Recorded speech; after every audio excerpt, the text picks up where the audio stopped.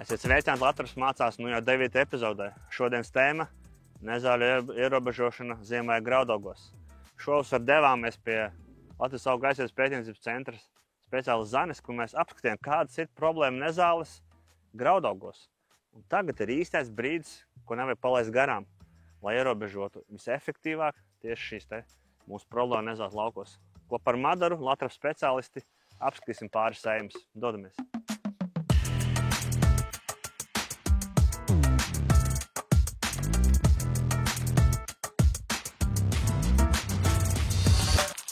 Sveicināti, un esam uz tikko apsēta, principā vakara apsēta lauka, ziemas kviešu lauks. Īstais brīdis, kad notiek ziemas sēja. Filmējam šodien 10. septembris, īsākais laiks. Bet mēs šovasar runājām, un Madara, tu biji klāt, vai ne? Jā. Kopā ar Zani no augu aizsardzības pētniecības centra par nezālēm. Un tieši vienīglap nezālēm, un tu piekritīsi, un mēs arī to kopā atzinām, ka viens no efektīvākajiem veidiem, kad mēs varam ierobežot šīs vienīglap nezāles un citas, ir tieši rudenī. Jā. Es tam piekrītu, jā. Tigru apsēt lauksā, tad izstāsti, kā tavs kā eksperti viedos, kad labākais brīdis būtu, iesēts vakar ir, kā man rīkoties, lai es cīnītos ar šīm problēmu nezālēm. Jā. Gadu no gadiem mēs esam runājuši par to, ka visefektīvākais ir tad, kad kviešiem, jeb šo kultūra augam ir pirmā lapiņa. Un, manuprāt, tas ir tam dēļ, kad ja augsne ir sausa, un ja dīkst kvieši, tad dīkstīt nezāles. Bet pēdējā gadā, tā kā cīņa ir ar vienīglap nezālēm ļoti intensīva, ir ieteikums smidzināt uzreiz pēc sējas, jeb par melnu zemi. Bet šeit arī mēs redzam, ka diezgan izaicinoši ir sauss. Ir. Un otra lieta, ko mēs arī runājām par šīm tehnoloģiskajām sliedēm, kad zemnieki tomēr arī atzīst, ka viņi neredz, kur braukt. Viņi grib sagaidīt, kad var redzēt tehnoloģiskās sliedes. Jā. Bet, uz vienīglap nezālēm efektivitāte lielāka ir tad, kad smidzina uzreiz pēc sējas. Kādas nezāles mēs tad tieši rudenī visefektīvāk varam ierobežot, veicot to herbicīdu smidzināšanu?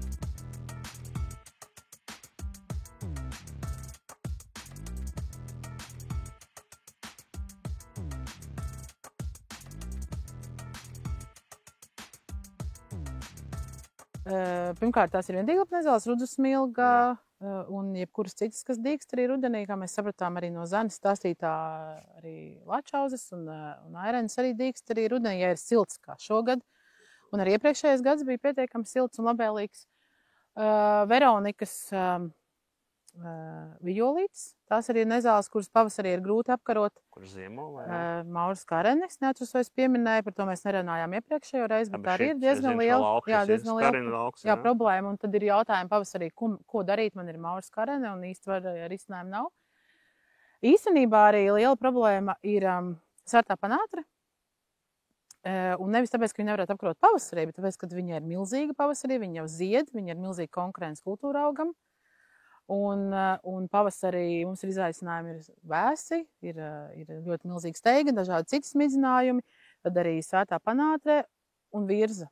Virza, jā, kur starp citu zemgalē pie mums ir rezistenta, vai ne? Jā, un šī ir tā problēma, kāpēc ar viņu jācīnās. Arī pavasarī ir risinājumi, bet tieši šī rezistence ir tā problēma, kas ir tieši ar virzu, jā.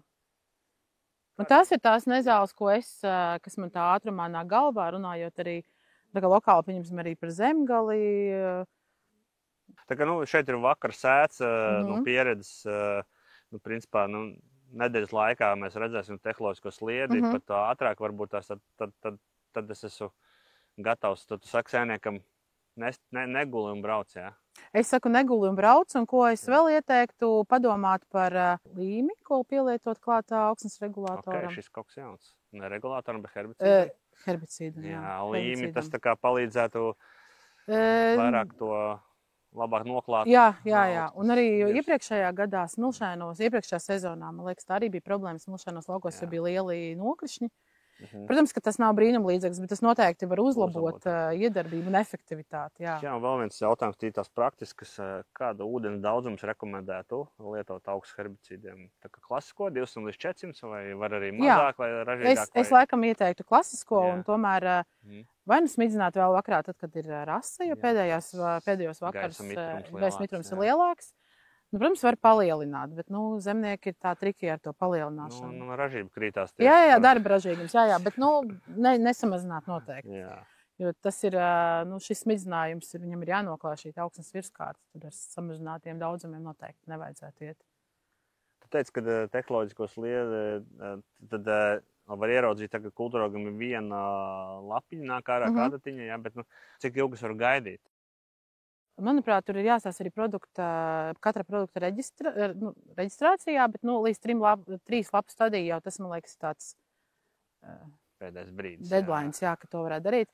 Un tas nav kultūraugu dēļ, bet tas ir nezāļu dēļ, jo arī nezāles aug, un jo viņas ir lielākas, jo viņi ir augsnes herbicīdi. Viņi strādā tā, kad dīkst. Jā. Tur ir tā problēma, jo lielāks kultūraugs, jo arī nezāles ir jau sadīgušas. Un tās, kas ir sadīgušas, tās iespējams arī turpinās augt. Jā, šoruden ir sauss, tie kultūraugi nedīgs varbūt tik strauji, kā mēs gribētu, bet šeit ir smilšanas lauks. Blakus ir ziemas mieži iesēti pirms nedēļas. Ir skaisti sadīguši, apskatīsimies, vai mēs varbūt varam ieraudzīt kādu no nezālēm. Lai gan Zana teica, ka ašķirt viņus ir ļoti grūti. Vienīgi labi, jā. Brīdī, vai vienīgi labi nezāles, pirmkārt, vai mēs varam atrast, un vai vispār nezāles ir, kāda stadija. Ejam, bišķi apstīsim. Labi, ejam. Vienmēr esam ziemas miežu laukā, tehnoloģisko, kā tu redzi, var labi redzēt, vai ne, ir īstais brīdis, kad veikt smidzinājumu. Attīstības stadija, kāda ir šobrīd šajiem ziemas miežiem šiem? 11. 11. Tad viena lapa, jā. Tas arī ir labs brīdis, kas tā kā redzam, kad ir sēja bijuši ļoti sausā laikā, un arī, protams, ka nav nekas līs, un arī mēs redzam, ka nezāļu arī praktiski nav, bet varbūt mēs kaut ko varam apskatīt. Bet viņas līs, kā klien ārā, var redzēt tādas mazas podziņas, jā. Un līdz ar to, kā mēs runājam, augsts herbicīds jau, šādi viņš vēl ir. Jā, viņš ņem tieši tās, kas dīgs. Protams, tā sugu noteikti nevar, bet izskatās tās ir violītes. Pagaidām mēs redzam vienīgās, kas ir. Sauju vienam ir kādas 4-5, vai ne? Ja tagad jau septembra sākumā jau ir nezāles, kā tev liekas, kāds pavasaris varētu šajā laukā izskatīties? Gan jau, ka tu pats arī redzēsi tos nesmidzinātos pavasara tos laukus. Tehnoloģiskā zaļā krāsā, ne brūnā parasti, jā.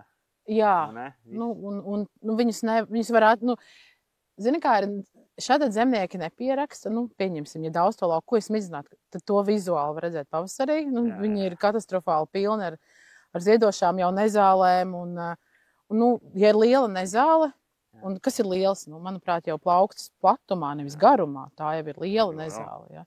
Un cērtā panāta arī citreiz jau ziedos, praktiski viņa ir ļoti grūti apkrojama. Jā, un visas nezāles, kā zinām, lielās stadijās ir grūtāk ierobežot kaut kā. Jā, un, protams, tādas violītes un veronikas ar pavasara herbicīdiem praktiski nav, efektivitātes nav. Tā kā ir lietas, kuras var darīt, un lietas, ar kurām nevar vienkārši strādāt arī pavasarī. Jā, šopavasarī tā bija pavasarī. Jā. Tehnoloģiskas lietas brūnas, smukas, tātad bija smidzināts, zaļas, tātad nebija. Jā. Tā kā, konkurence pret parībcēlām milzīga, un tos kultūraugus žņaudus. Un tad tie smidzinājumi ir atkal tie bākas maisījumi. Liek stress, jā. Un tad ir jādomā, ko tad ātrāk darīt, smidzināt, jeb šo regulēt. Un, tas ir milzīgs izaicinājums. Kā tu teici, stress arī kultūraugam un izaicinājums arī pašam zemniekam. Jā, tas ir labs arguments, lai pavasaris būtu tāds mierīgāks gan kultūraugam, gan pašam zemniekam. Un pēc pieredzes tas jau ir otrs pavasaris, kad ir ļoti augsts. Līdz ar ko arī herbicīdiem ir temperatūras. Mēs nevaram smidzināt lielāko daļu herbicīdus pavasarī diezgan agri. Ja laiks atļauj, laikapstākļi atļauj, tad rudenī noteikti tas ir jāizdara. Sēž šogad ir laicīgi. Septembra vidū jau būs lielums apsēts. Domāju, tā kā laiks pietiks, vai ne? Un arī tie zemnieki, kuri saka, man nav problēmas ar viendīglapu nezālēm. Arī tādi ir. Tas ir tiešām brīnums, bet tādi ir. Un ir arī tādi herbicīdi, kas ņem tikai divdīglapu nezāles. Arī ar to ir ļoti veiksmīgi. Pēc tam, cik es zinu, tie ir kabatē draudzīgi. Jā, cenā, vai ne? Jā. Tā kā vēl viens arguments, lai mēs tiešām šodien veiktu labus priekšdarbus un nākošu gadu redzētu maz laukus varpošanas stadijā ar tām nezālēm, ko mēs šovasar iefilmējam pareizi. Nu, jā, jo, piemēram, ir, protams, arguments tāds, man ir vējauts, kas dīkst pavasarī, tātad es rudenī to nedarīšu, bet tāpatās cīnoties arī divdīglapu nezālēm rudenī, tas atslogo ļoti tos darbus. Jā, kur ir rudasmulgas divas, vai ne? Tā kā jā, nu, šis ir problēma nezāles, ja viņām mēs tagad rudenī netiksim galā. Pavasarī, pirmkārt, viņas ļoti konkurēs mūsu kultūraugiem, darīs, nu, jā, vispār ražējumu stipri iegriezīs, un plus arī dārga ierobežošana būs. Forši tas par to monitoringu. Atceries, ka mēs runājam, ja rudenī ir veikts monitorings, un zemnieki zina, ka šajā laukā ir. Es zinu, ka ir labas fotogrāfijas, ka šajā laukā tiešām viņa šogad bija. Tad ir vieglāk arī atrast.